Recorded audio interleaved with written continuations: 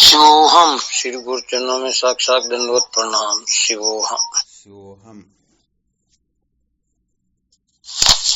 स्वामी जी के श्री चरणों में साष्टांग दंडवत प्रणाम। शिवोहम गुरुदेव। हाँ शिवोहम।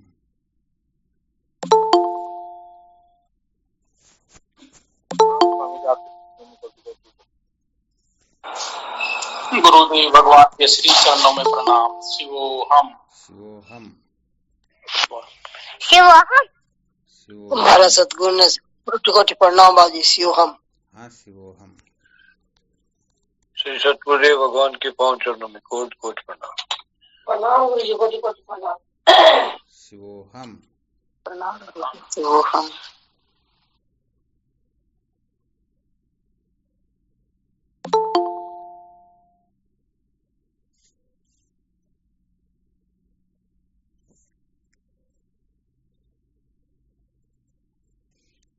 क्या विषय चल रहा था अपना? संसार को बनाए रखकर कभी भी सत्य का साक्षात्कार नहीं किया जा सकता। संसार को बनाए रखकर कभी भी सत्य का साक्षात्कार नहीं किया जा सकता, ये चल रहा था ना जी हुक्म। बहुत अच्छी बात है।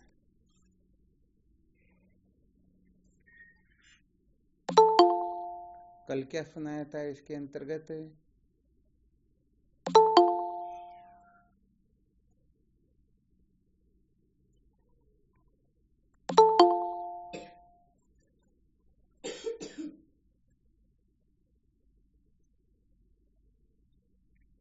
आवाज आ रही? जी महाराज जी, कल आपने स्टार्टिंग में तो सुनाया था भी कि विविध कर्मों को विधि पूर्वक त्याग करने को ही संन्यास कहते हैं, और कर्मों का अंत में आपने फरमाया संन्यास होता है। बिल्कुल ठीक बात है। और क्या सुनाया फिर था? इसके बारे में चर्चा हुई कि भी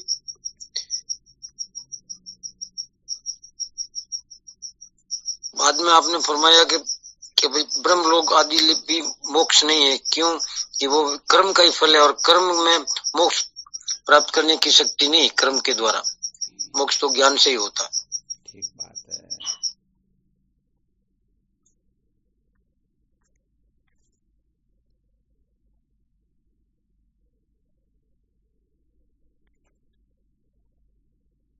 और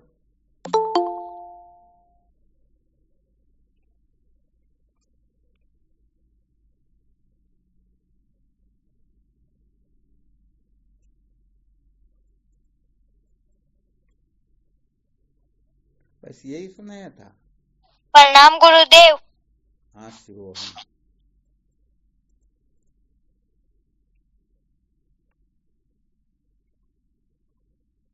गुरुदेव परलोक की भी चर्चा हुई थी थोड़ी सी, कर्ममल, मायामल, बोधमल की भी। कर्ममल मायामल के बारे में। चलो बहुत अच्छी बात है।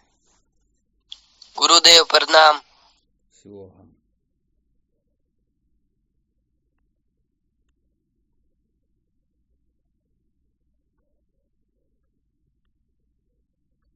क्या सार निकला इन सब का?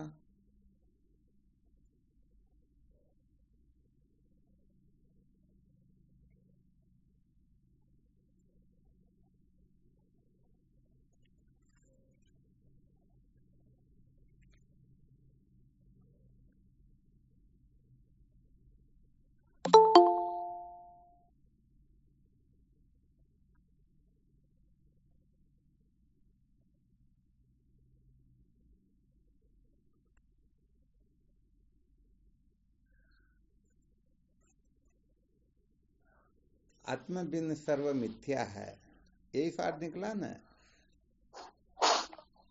जी गुरुदेव। हम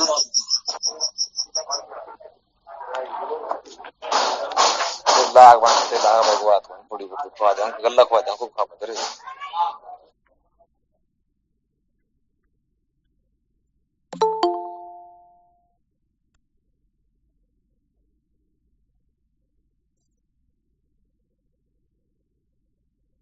तो यहाँ पर अपने को रहस्य समझना है। ये नामोपात्मक प्रपंच जो है वस्तुतः दिखते हुए भी है नहीं, अर्थात ये स्वतंत्र सत्ता शून्य है, इसकी स्वयं की सत्ता होती ही नहीं। क्या नहीं होती? स्वयं की सत्ता नहीं होती। स्वयं की सत्ता नहीं होती। वैसे देखा जाए तो महत्वपूर्ण बात ये होती है कि इस संसार को सच्चित आनंद रूप हम स्वयं ही बनाते हैं। हम ही तो कल्पना करते हैं कि सीपी में जो चांदी दिखाई देती है उस चांदी की कल्पना कौन करते हैं? स्वयं करते। हम स्वयं ही तो करते हैं।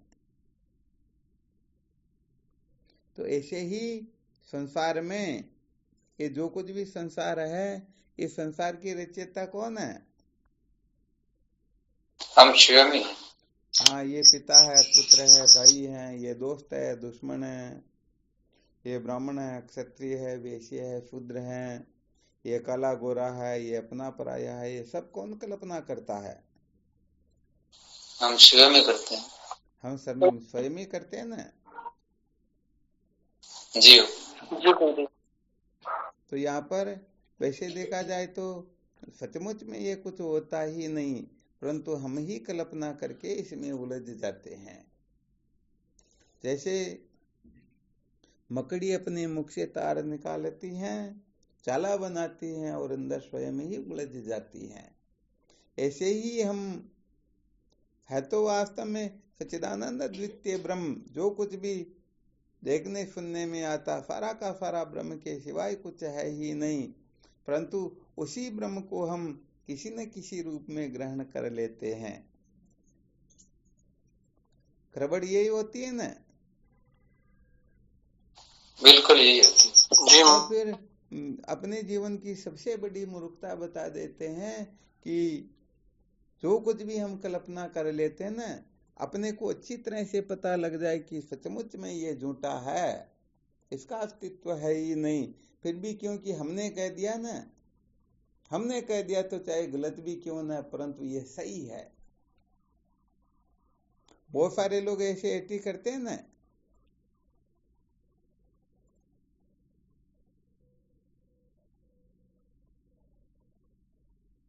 आवाज आ रही नहीं आ रही? आ रही तो कहने का मतलब अपने मुख से कुछ भी निकल गया तो जानते हैं कि यह गलत है, अच्छी तरह से अनुभव है, परंतु फिर भी क्या करते हैं? उसे ही सत्य सिद्ध करने की चेष्टा में लगे रहते हैं। तो बताओ, इस जगह पर जब हम संसार को आनंद रूप समझ लेते हैं तो हम चाह करके भी इसे दुख रूप समझ पाएंगे क्या? नहीं जी। हाँ, कभी नहीं समझ पाएंगे, क्योंकि हमने ही तो इसको आनंद रूप समझा है। अब तो यहाँ पर हमने जो निश्चय किया उसे भी कोई अधिक पावर मिल जाए ना, तब बात कुछ और हो सकती है।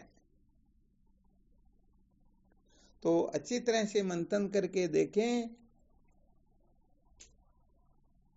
तो जितना भी किया धरा किसका है? सत्य कहे तो ये पाप है, ये पुण्य है, ये श्रेष्ठ है, ये निकृष्ट है, ये बंधन है, ये मुक्ति है, कौन कल्पना करता है? स्वयं करते हैं। गड़बड़ी स्वयं ही करते हैं ना। परंतु बात यह कि हम ऐसा कभी समझ पाए कि सचमुच में मैं गड़बड़ी कर रहा हूं, तब तो उस गड़बड़ी को निकालने का कोई ना कोई रास्ता जरूर निकल आता है। परंतु जब हम समझते हैं कि नहीं नहीं, ये गड़बड़ी तो बाकी सब करे, मैं तो कभी गड़बड़ी कर ही नहीं सकता हूं, तो फिर विचार करके देखो, वह कभी भी उस गड़बड़ी से छूटने का प्रयत्न करेगा क्या? कभी नहीं करेगा। हाँ, कभी करेगा। हाँ, इसलिए क्या होता है कि ये अपनी जो गड़बड़ होती है ना, अपनी जो नासमझी होती हैं, उसका कुछ समझने की, तो सच कहा जाए तो हम भले ही इस बंधन में बंधे रह जाएंगे, भले ही मुक्ति को छोड़ देंगे, परंतु अपनी एटी को छोड़ने के लिए तैयार नहीं होते। अपनी मूर्खता को सिर पर बिठाए रखते कि नहीं नहीं, हम जो समझ रहे हैं यही श्रेष्ठ है, बाकी सब कचरा होता है। गड़बड़ होती है ना जी हाँ, तो हम सबसे यही गड़बड़ होती है, असली बात यही है।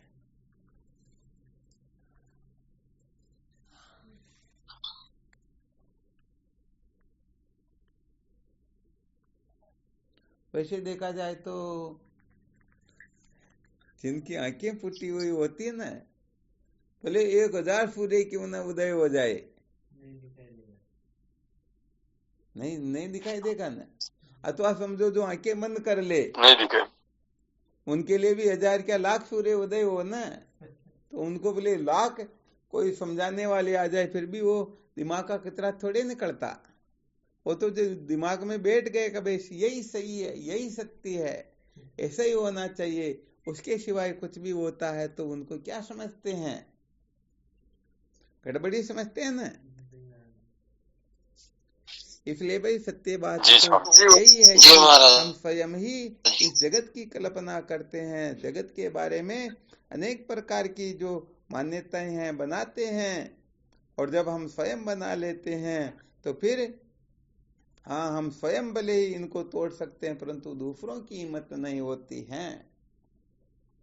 और अभी बता ही दिया था कि हम स्वयं समझ भी जाएं, कोई युक्ति से समझा भी दे कि ये ठीक नहीं है, और वह समझ भी जाता, परंतु क्यों, मैंने कहा ना, इसलिए मैं स्वीकार कैसे करूं। भीतर से समझ जाएगा, परंतु बाहर से तो पीछे हटेगा ही नहीं।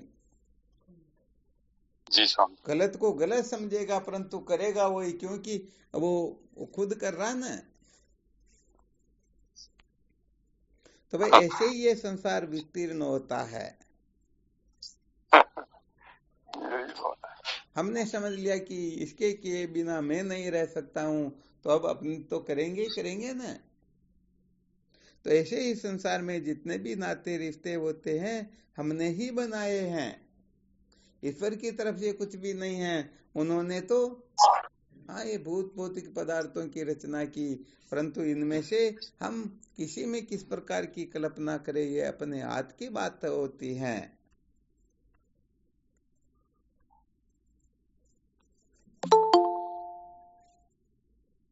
जी स्वामी जी, बात तो यही है। तो इसको बहुत अच्छी तरह से समझना चाहिए। इस रहस्य को जो बहुत अच्छी तरह से समझते हैं ना, सचमुच में वह साधक ही सत्य का साक्षात्कार कर पाते हैं। हाँ, बाकी जो है अपनी कल्पना में ही उलझे हुए रह जाते हैं। जी हो।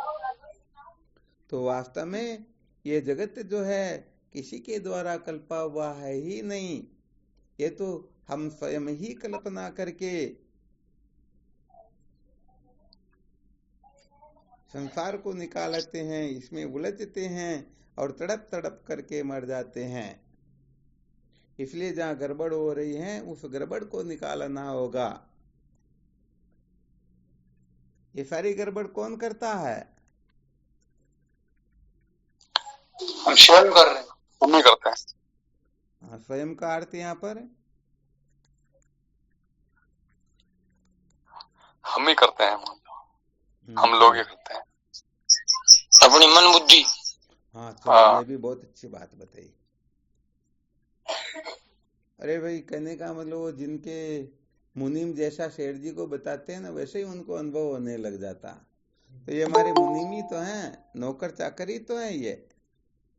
तो ये जैसा जैसा दिशा निर्देश करते हैं, किसी के बारे में निर्देश करते हैं कि शत्रु है तो हम उसको शत्रु समझ लेते हैं, मित्र है तो मित्र समझ लेते हैं, जबकि सच्ची बात यह है कि सचमुच में न कोई शत्रु होता न कोई मित्र होता है।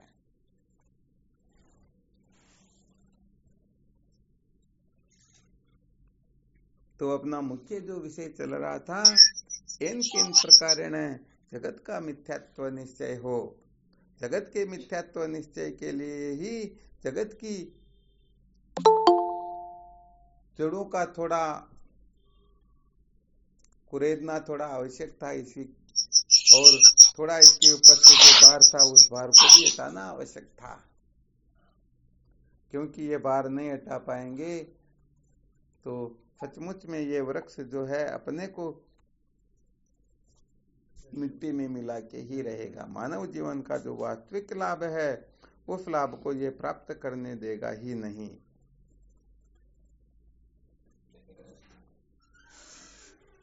महाराज जी, इसमें थोड़ी सी शंका हो रही है। हाँ बिल्कुल बोलो। हाँ, जैसे है तो मान लो काल्पनिक ही, लेकिन पिता के लिए पुत्र है, पुत्र के लिए पिता है, पत्नी के लिए पति है और पति के लिए पत्नी, ये जो सामाजिक रिश्ते हैं वो रिश्ते तो काल्पनिक नहीं है नहीं महाराज जी? हाँ बिल्कुल बिल्कुल, परंतु ये सच देखा जाए तो काल्पनिक ही है। नहीं, वास्तव में तो काल्पनिक है। ठीक है, जब तक शरीर का भान है, जब तक शरीर का भान है तब तक तो वास्तविकता ही है ना। कहने का मतलब ये अज्ञानियों के लिए तो वास्तविक ही होते हैं।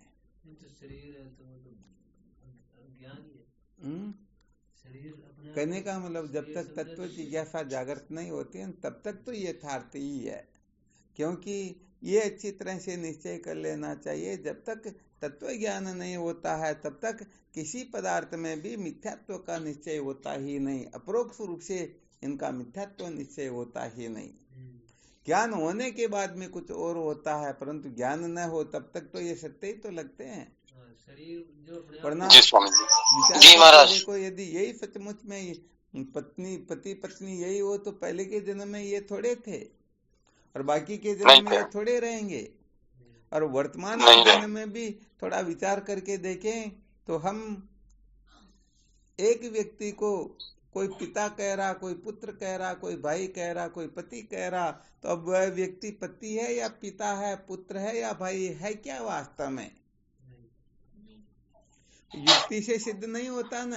नहीं जी गुरुदेव। और वास्तव में देखा जाए तो ये मान्यता जो बनाते हैं ना हम, ये मेरे ये है या ये वो है, तो हम सचमुच में पूर्ण रूप से कहाँ बना पाते हैं जी। क्योंकि समझो जैसे किसी ने निश्चय किया मैं पति हूं, वह थोड़ी देर में निश्चय कर लेगा नहीं नहीं मैं तो पुत्र भी हूं,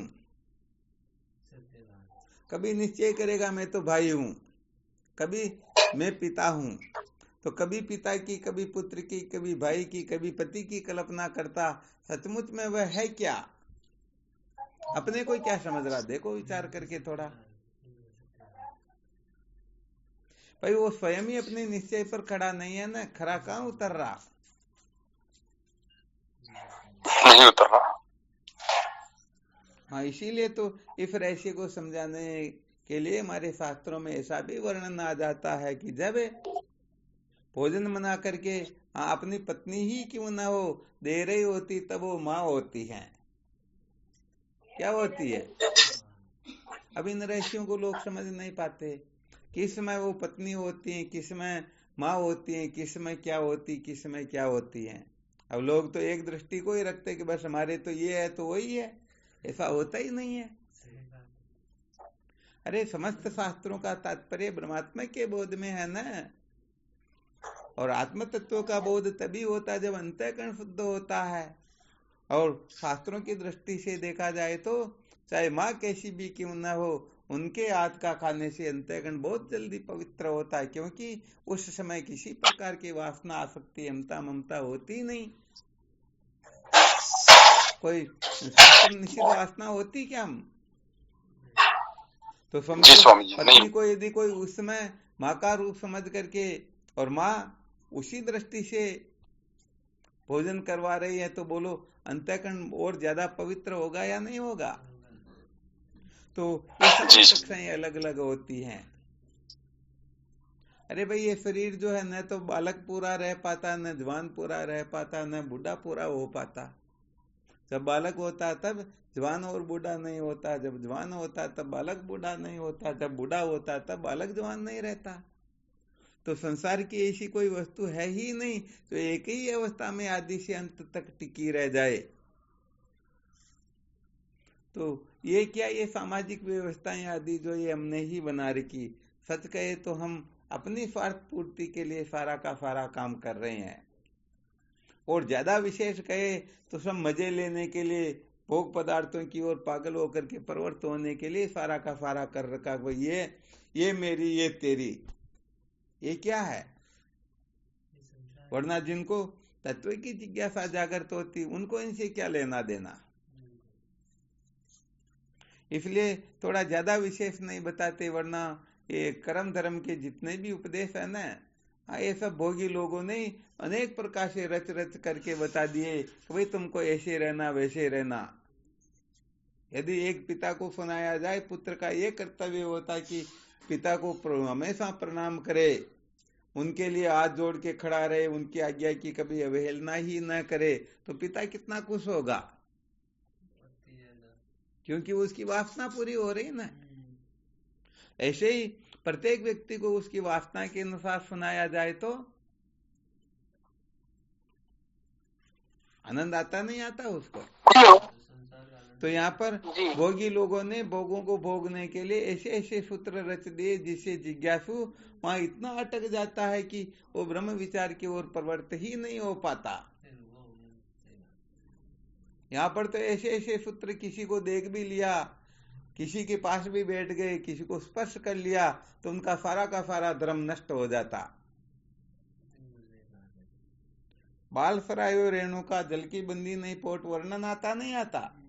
तो इस दृष्टि से देखा जाए तो किसी भी संत महापुरुषों के पास में बैठ गए, उनकी ओर देख लिया,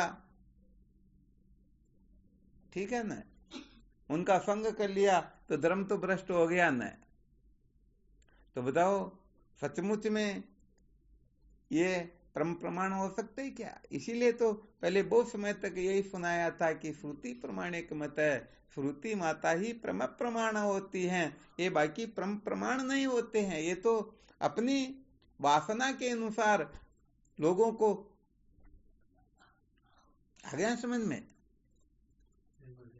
हाँ, जिसे अपनी वासना पूरी होती हो ऐसे ऐसा ही उपदेश करेंगे। ये कोई पुरुष नहीं चाहता कि पत्नी वर्त उपदेश क्या होता, वो सुनना नहीं चाहेगा, परंतु अपनी पत्नी के लिए वैसे इसको पतिवर्त धर्म क्या होता है इसी का उपदेश करो। पति का धर्म समझाओ। हाँ, ये पति के सामने 100% खरी उतरे, ये सपने में भी किसी का चिंतन न करे, किसी की ओर देखना तो बहुत दूर की बात है। तो कहने का मतलब ये बांधा जा रहा है या मुक्त किया जा रहा? हाँ, वैसे देखा जाए जब थोड़ा धर्म की महिमा का वर्णन करेंगे तब बताएंगे ये बांधना नहीं, ये मुक्त होना हो रहा, इसका दृष्टिकोण कुछ और होता है। परंतु इस रहस्य को समझे तब काम चलता ना। अरे भाई, एक जगह पर इसलिए बांधा जा रहा है कि बाकी सब जगह से मुक्त हो जाए, वहां से बनने के बाद में सब जगह से छूट जाती या नहीं छूट जाती, परंतु उनसे छूट गए, प्रयोजन पूरा हो गया, अब इनको संसार के भोगों से कुछ भी लेना देना नहीं। परंतु अंतिम जब तक श्वास न निकले ना तब तक इसी जगह पर खड़े रहना, गड़बड़ कुछ भी नहीं करना, तो कैसे ब्रह्म साक्षात्कार करेंगे? तो इसका मतलब पुरुष को तो ब्रह्म साक्षात्कार का फॉर्मूला अनादिकाल से प्राप्त, परंतु इन बेचारियों को, स्त्रियों को तो अनादिकाल से भटकती हुई आ रही, भटकते ही रहना ना, गड़बड़ होती नहीं होती। तो ऐसे पुरुषों के बारे में भी बहुत सारी बातें होती, बच्चों के बारे में होती, बूढ़ों के बारे में होती, सबके बारे में होती हैं। कुल मिलाकर के जिनको हलवा खाने का शौक होता वो यही कहेगा भी हलवा ही बनना चाहिए, और हलवाई के बारे में बहुत सारे सूत्र लिख देगा, देखो ये असली बात ये है, इससे इतने अवगुण नष्ट होते, ये बीमारी मिटती, ये फायदा होता है, इसलिए जीवन में इसके सिवाय कुछ खाना ही नहीं चाहिए। परंतु यदि किसी को शुगर हो रहा तो अब उनका लिखा हुआ कहाँ जाएगा? हाँ, इसीलिए तो जब तत्व जिज्ञासा जागृत होती है ना, जिज्ञासायाम संप्रवृत्तो न आद्रियत कर्म चोदनाम, अर्थात जिज्ञासा में प्रवृत्त होने पर कर्म विधि का आदर न करे, अरे तत्व साक्षात्कार तो करना चाहते और बने रहते, मैं तो बाप हूं, मैं तो बेटा हूं, मैं ब्राह्मण हूं, मैं शूद्र हूं, ये बेचारे कहां से तत्व साक्षात्कार कर लेंगे? नहीं वो तो ये पति पत्नी के वश की बात थोड़ी होती है। तो बेचारे जन्मते मरते और संसारारण्य में भटकते ही रहते, इसलिए ये यहाँ पर काम कुछ कर सकते ही नहीं। इसीलिए यहाँ पर थोड़ा रहस्य ठीक तरह से समझना होता है। अभी जो कर्ममल, मायामल, बोधमल का रहस्य समझाया ना, तो सच कहे हैं तो ठीक प्रकार से जो समझे ना, तब जाकर के जीवन सार्थक होता है। अब हम कल्पना से तो मुक्त होना चाहते नहीं, अपने को देह मात्र समझते हैं या थोड़ा बहुत कुछ और समझ लेते होंगे और चाहते हैं अनंत कोटि ब्रह्मांड जिनमें अध्यस्त है उस परमार्थ तत्व का साक्षात्कार हो। तो रबड़ के थैले में पूरी पृथ्वी को थोड़े लिया जा सकता। हाँ, यहाँ तो अपने को महान बनाना होता है, उनके योग्य बनना होता है। करोड़पति बाप की बेटी से शादी तो करना चाहते हैं, परंतु पैर में पहनने के लिए चप्पल ही नहीं है। कहीं रास्ते में ढूंढते हैं, गंदगी के ढेर में पड़ी रहती, एक चप्पल कौन सी दूसरी कौन सी पहन ली और चाहते कि ये हो जाए। हो जाएगा क्या? मुश्किल नहीं होगा साहब।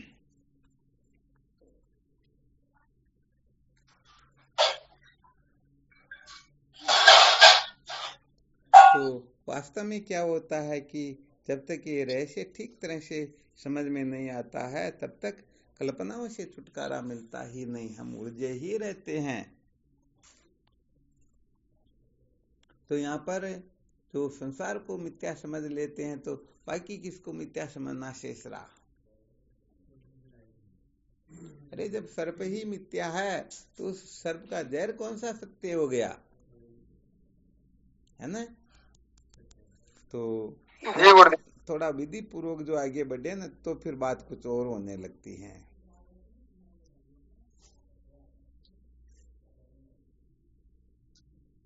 तो ये जितने भी विधि निषेध होते हैं ना, ये वासना के अनुसार ही होते हैं। वास्तव में देखा जाए तो आत्म तत्व परमार्थ है, न किसी का ग्रहण होता है, न किसी का त्याग होता है। वास्तव में देखा जाए तो किस प्रकार से क्या करने से हमें आत्म तत्व का बोध होता है, या न ग्रहण का महत्व होता है, न त्याग का महत्व होता है। हाँ, महत्व होता है केवल मात्र ब्रह्म साक्षात्कार का। विद्या के बंधन से हमें छुटकारा कैसे मिले, बस वही महत्वपूर्ण होता है। बाकी कोई ग्रहण और त्याग में उलझे हुए रह जाएंगे ना, तो ये बोले जीव होते हैं जो जीवन भर बेचारे पड़े रहते, तड़पते रहते कि हमारे जैसे त्यागी कौन है या हमारे जैसे पद प्रतिष्ठा वाले कौन है। दोनों ही नासमझ होते हैं, क्योंकि अनादि अनंत की दृष्टि से देखा जाए इनका कोई औचित्य नहीं होता, कोई सत्व महत्व होता ही नहीं। ये तो महाकाश की दृष्टि से घटाकाश की कल्पना होती है। घटाकाश नाम दे ही तो होता, महाकाश की दृष्टि में घटाकाश का क्या औचित्य है? अरे जब देह का ही देह भी घटाकाश के समान है, तो देह की कल्पनाओं का क्या होता है? ये कोई महत्वपूर्ण थोड़ी है। परंतु हम यहाँ पर इतने खतरनाक अटके हुए रहते हैं कि प्राण निकले तो निकले, परंतु हम यहाँ से तो टच से मस होंगे ही नहीं, क्योंकि यही तो परमार्थ है, यही तो ब्रह्म साक्षात्कार है।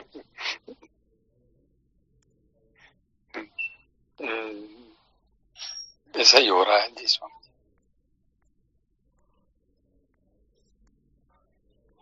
वो कुएं की मेंढक वाली बात होती है ना, उनके लिए वही समुद्र है। कहीं से हंस आ गया और वहां पता नहीं किसी कारण से बैठ गया, तो अंदर से मेंढक बोलता, शायद कहीं ना, उसने सोचा रे ऊपर कौन आवाज लगाए, रे भाई कौन है? मैं तो हंस हूं, कहाँ रहते हो? ये लोगों का स्वभाव ज्यादा होता ना।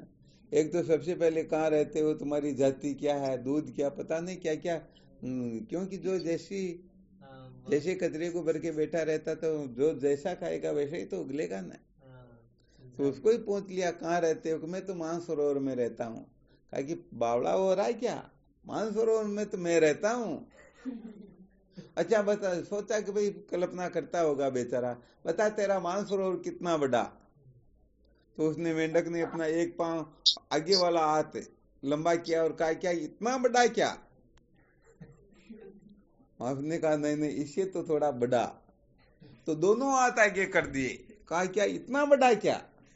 कहा नहीं नहीं इससे भी और बड़ा। तो एक पांव और लंबा किया, कहा इतना बड़ा क्या? नहीं नहीं इससे भी और बड़ा। फिर चौथा पांव भी कर दिया, पूरा फैला करके कहने लगा क्या इतना बड़ा है क्या? क्योंकि वो मानसरोवर में तो वो रह रहा ना, उसे तो छोटे ही होगा ना। कंस ने कहा नहीं नहीं और भी बड़ा। तो मेंढक क्या कहता है, हाथ पसारियो पांव पसारियो और पसारियो गात, अतरो बड़ो समुद्र न हो या तो कहन सुनन की बात। अरे ये तो कहने सुनने की बात है, अब करे तो क्या करे महाराज। इसलिए भाई हंस कहे सुन डी डरा तू कदे समुद्र दीठा, जो न चाक्या नारेला ने वहां का काचरा ही मीठा। तो वहां के लिए बेचारा के लिए तो खाटा कड़ा काचरा वही भी मीठा ही है ना, वही बढ़िया वहां के लिए तो। जी स्वामी जी। हाँ इसलिए वास्तव में देखा जाए तो जब तक रहस्य ठीक प्रकार से समझ में नहीं आता है तब तक तो ये जीव जन्म मृत्यु की श्रृंखला में भटकता रहता है। ये कहीं न कहीं पर अपनी वासना के अनुसार अटक ही जाता है, वही महत्व बुद्धि कर लेता है, उनको इतना महत्व दे देता है कि उससे बढ़कर उनको कोई अच्छा लगता ही नहीं। ऐसे उसी के पालन पोषण में, उनकी रक्षा करने में, उन्हीं को बनाए रखने में पूरा जीवन व्यतीत हो जाता है। न वैराग्य होता है, न जिज्ञासा होती है, और मौज मस्ती मनोरंजन का जीवन भुगतते हुए बना करके लक्ष्य और जन्म मृत्यु की श्रृंखला में भटकते ही रहते हैं। तो भाई यहाँ पर तो आत्मा भी सर्व मिथ्या है, ये यहाँ नहीं कहा जा रहा कि ये तो सत्य है। जब आत्मा से भी सब मिथ्या है तो हाँ यहाँ पर ध्यान रखना, ईश्वर भी यदि आत्मा से भी न हो तो वह भी मिथ्या होता, फिर दूसरों की तो बात ही क्या है। तो हम सचमुच में जो चीजें बनने बिगड़ने वाली हैं, जो मैं मेरी है ही नहीं, उसको मैं मेरा समझने में बहुत ज्यादा व्यस्त रहते हैं। जो सचमुच में नष्ट होने वाली है उसको बनाए रखने में एडी से चोटी तक का पसीना एक कर देते हैं, पता नहीं ये जीवन किधर जा रहा है। इसलिए सच्चे साधक जो होते हैं वो सत्य की ओर से आंख बंद नहीं करते हैं, वो अच्छी तरह से जानते कि वास्तव में परम सत्य क्या होता है।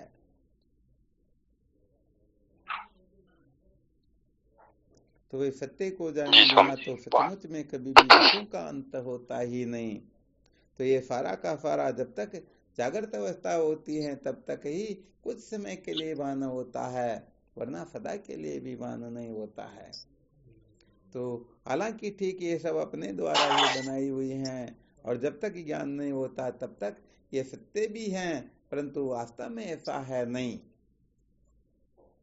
अप्रोक्षानुभूति के 56वें श्लोक में भगवान शंकराचार्य जी महाराज यही बताते हैं कि प्रपंच अनुभव में आते हुए भी दूसरे क्षण नहीं रहता है। तो क्या हो जाता, अरे जो वस्तु सदा सर्वदा रहे वो सत्य होती है ना जी। ये तो रहता ही नहीं, उत्तर क्षण बाद है, दूसरे ही क्षण में विनाश की ओर जा रहा है जी। तो कुल मिलाकर के ये संसार वास्तव में ऐसा ही है, वास्तव में स्थायी कुछ है ही नहीं, परंतु हमारी आसक्ति अहमता ममता आदि इतनी हो जाती हैं कि हम इसको सचमुच में सत्य समझने लग जाते हैं। जिनका जितना अधिक आग्रह होता है उनको उतना ही संसार सत्य प्रिय रमणीय लगता है, और जिनकी संसार के प्रति आस्था थोड़ी शिथिल होने लग जाती है तो संसार की असलियत को समझ जाते हैं, और भले ही फिर मन क्यों न कहे परंतु वो सत्य प्रिय रमणीय न समझ करके केवल और केवल मात्र आत्म तत्व को ही महत्व देते हैं। जी स्वामी जी।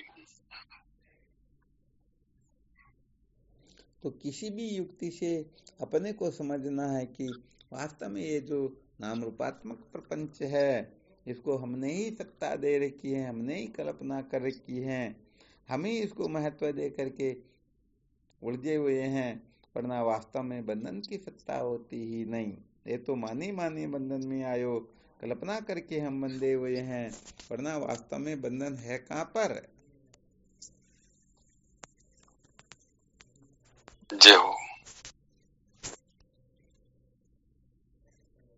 तो यहाँ पर कुल मिलाकर के साधकों को इतना रहस्य तो समझ लेना चाहिए कि श्रेष्ठ की प्राप्ति के लिए निकृष्ट का तो त्याग अपने से, हाँ, इनमें किसी प्रकार की एटी होनी ही नहीं चाहिए, किसी भी प्रकार की कल्पना में उलझना ही, हाँ, चिंतामणि मिल रही हो तो कंकर पत्रों का त्याग करने में सबसे आगे रहना चाहिए। ये नहीं कि नहीं चिंतामणि तो हमको चाहिए परंतु कंकर पत्थर भी हमारे को चाहिए, ऐसे तो सपने में भी हो सकता ही नहीं।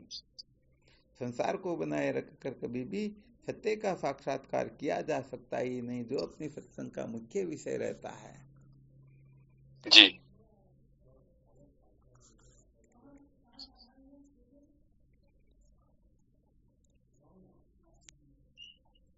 इसमें और किसी को संशय हो तो देखो देखें। गुरुदेव, ये आप जो बता रहे हैं कि जो गलतियां कर रहे हैं, आपने पहले क्वेश्चन भी किया था कि मैं मतलब हम स्वयं, तो उसमें जैसे मन बुद्धि, तो गुरुदेव उसमें जीव भी बोल सकते हैं क्या कि जीव गड़बड़ियां कर रहा है? कुछ भी जीव बोल सकते हो, मन बुद्धि बोल सकते हो, चिदाभास बोल सकते हो। अवच्छेदवाद के अनुसार देखे तो अपन स्वयं को भी बोल सकते हैं कि स्वयं ही ये गलती कर रहे हैं। अज्ञान अवस्था में कुछ भी बोले कोई दिक्कत की बात नहीं, और जब बोध हो जाएगा तो पता चल जाएगा सारी की सारी मान्यताएं थी, इसमें कुछ भी सत्य नहीं है। अपने को केवल मात्र एक बिंदु बनाना है ताकि पता लग जाए कि हम उनसे कितने किलोमीटर चले गए। सीमा रेखा क्या करती है? यही तो करती है।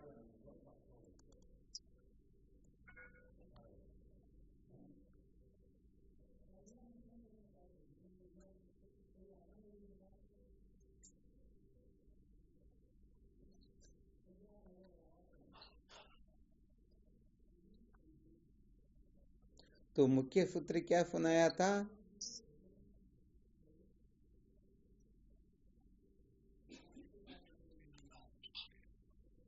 हम ही जगत को कल्पते हैं और हम ही इसको सत्य प्रिय रमणीय समझ बैठते हैं, इसलिए ये अपने से छूटता ही नहीं। जब हम अपनी इस नासमझी को, इस मूर्खता को सचमुच में मूर्खता के रूप में ग्रहण करेंगे, तभी हम इसे छुटकारा प्राप्त कर सकेंगे, क्योंकि मूर्ख कोई होना चाहता ही नहीं। मूर्खता से तो सब छूटना चाहते हैं ना।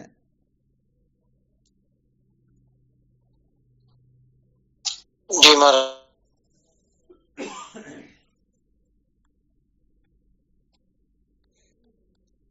कुल मिलाकर के बात यह है कि अनादिकाल से अपना जो मन अपने को बता रहा ना, हम उसी को सब कुछ समझ रहे हैं, अथवा श्रुति संत शास्त्र गुरुदेव अपने को जो बता रहे हैं हम उनको सत्य समझ रहे हैं। हमारी आस्था सचमुच में किनके प्रति सबसे अधिक है?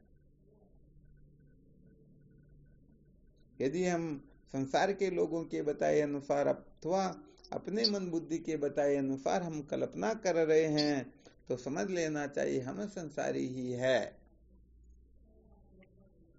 क्योंकि जिनके जैसा चश्मा लगा होता उसको वैसा ही तो दृष्टिगोचर होता है। जी स्वामी जी, सही। जी गुरुदेव।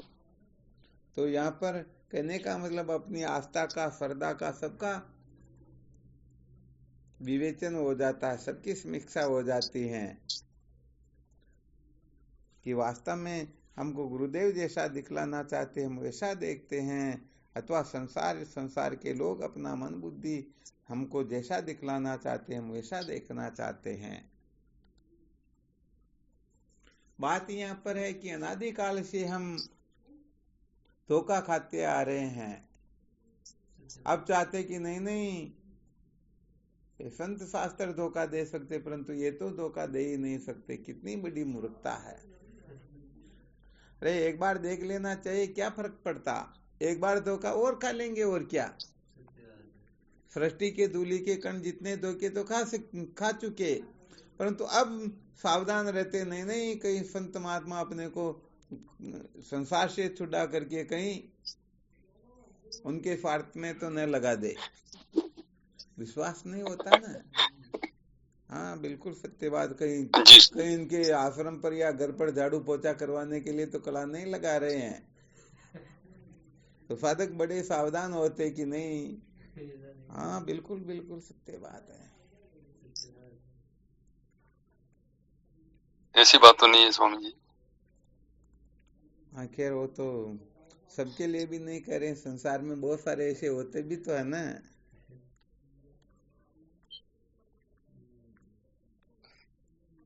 कुल मिलाकर के अपने मन बुद्धि को महत्व दे करके तो संसार अरण्य से कभी मुक्त हो सकते ही नहीं। इसको तो बहुत अच्छी तरह से निश्चय कर लेना है। जी स्वामी जी।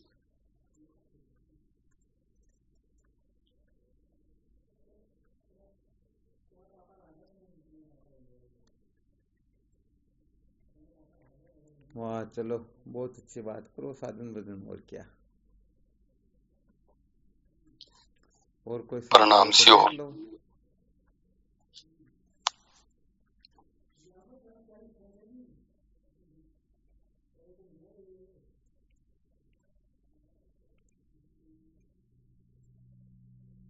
और कोई शंका नहीं?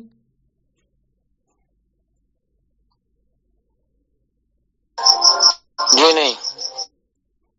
चलो बहुत बहुत अच्छी बात है। ठीक करो फिर साधन भजन, है ना। शिवोहम। शिवोम। प्रणाम सतगुरु स्वामी जी। शिवोहम। श्री गुरु चरणों में साक्षात दंडवत प्रणाम। हाँ शिवोहम। प्रणाम गुरुदेव भगवान, आपके पहुंच गुरुदेव को प्रणाम। शिवोहम। गुरुदेव को प्रणाम। शिवोहम। प्रणाम स्वामी जी के चरणों में साष्टांग प्रणाम। हाँ शिवोहम। गुरुदेव भगवान के श्री चरणों में प्रणाम। शिवोहम। शिवोहम। शिवम गुरुदेव, शिवम चरण पर। हाँ शिवोहम। शिवम। स्वामी जी श्री चरणों में साष्टांग दंडवत प्रणाम। शिवोहम गुरुदेव। हाँ शिवोहम। प्रणाम गुरुदेव। शिवम। शिवोहम।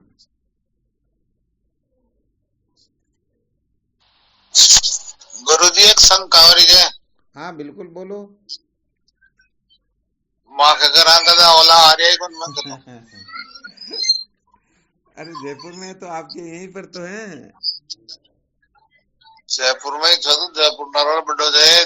माँ जा रही थी जो मैंने घर खाया क्या भाई गुरु जी ने कोई सत्संग जब खोटा बंद जाया बजे। हाँ बिल्कुल बिल्कुल, फिर आते हैं आपके यहाँ ना। तो वो तारीख कौन बताया कितनी तारीख ना हो? अरे तिथि के लिए कोई तिथि थोड़ी होती, पता नहीं कब आके टपके। तो वो तो माँ का तो थोड़ी सी शंकावरी जो भाई कांटी गुरु जी आया होला कौन आवे कोटा नहीं नहीं, ऐसी बात है ही नहीं। कब तक आ जाओगे? तो 35 दिन में, 2 दिन में, 4 दिन में? अब देखते क्या होता। वो तो बात आती है नहीं। हाई शंका जोर कहीं को महाराज। हाँ बात तो बिल्कुल सत्य है। वो क्या कि पता ही नहीं रहता है प्रारब्ध से रूई को पता नहीं किस तरफ उड़ा के ले जाता, कहाँ क्या आवश्यकता, कहाँ क्या है, ये निश्चित कह ही नहीं सकते।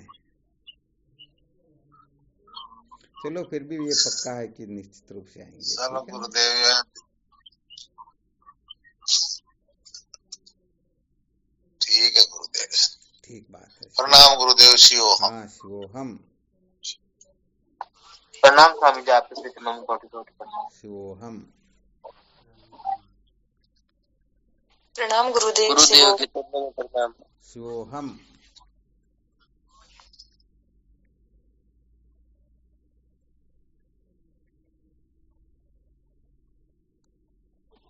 प्रणाम गुरु जी आपके चरणों में। शिवोहम।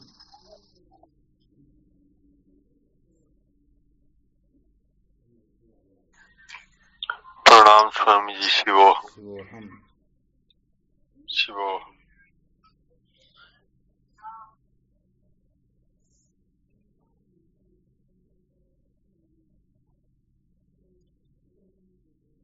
ठीक, शिवोहम।